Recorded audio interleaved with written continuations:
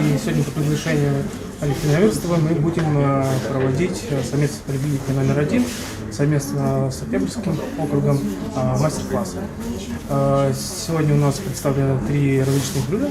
То есть первое – это овощные спагетти с курицей, второе – это кокосовая сгущенка. То есть мы сделаем необычную, так как мы проводим здесь в Мистер Ли, то есть это будет такое азиатская сладкая сгущенка. Потом мы сделаем кулинарный спонж. Это такой очень быстрый бисквит, который делается в микроволновке. Очень подойдет домохозяйкам для украшения и для различных своих фантазий. Да?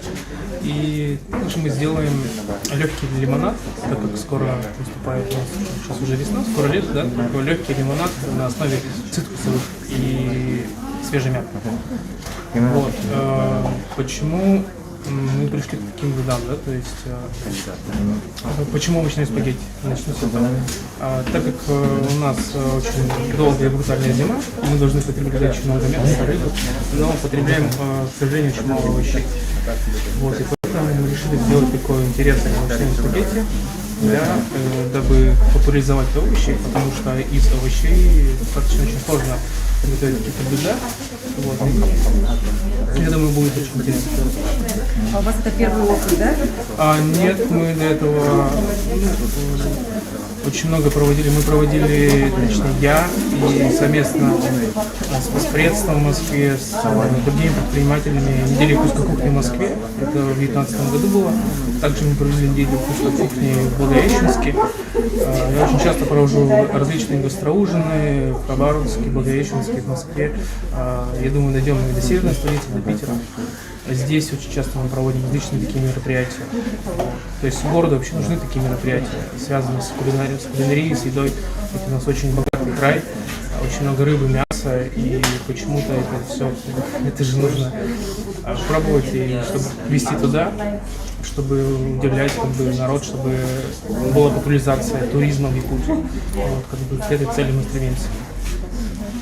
А какие ингредиенты, то есть доступность меню, я имею в виду продуктов для приготовления, вы это учитываете сегодня, и насколько они полезны в борьбе с коронавирусом? Я думаю,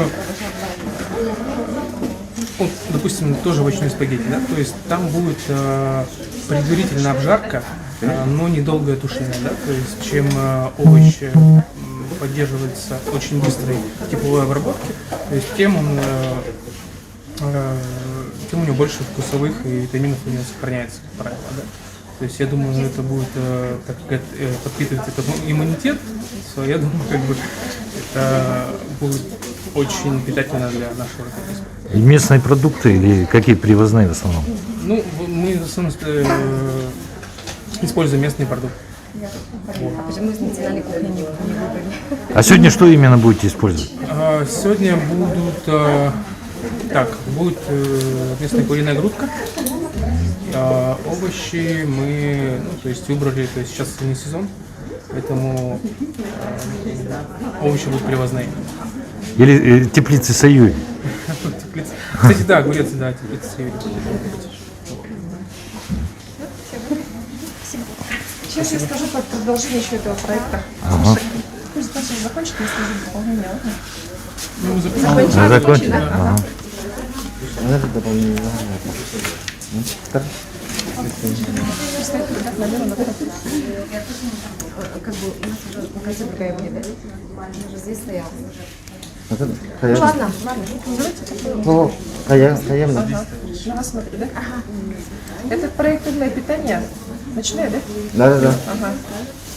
Этот проект «Умное питание» мы хотим уже перевести в онлайн-формат в связи с тем, что я увидела, что очень много есть марафонов, которые проводят неквалифицированные специалисты, даже неквалифицированные фитнес-тренеры, поэтому мы берем на себя такую обязанность перевести его в онлайн-проект. В мае месяце стартует онлайн-проект «Умное питание» совместно с Министерством спорта Республики Саха-Якутия.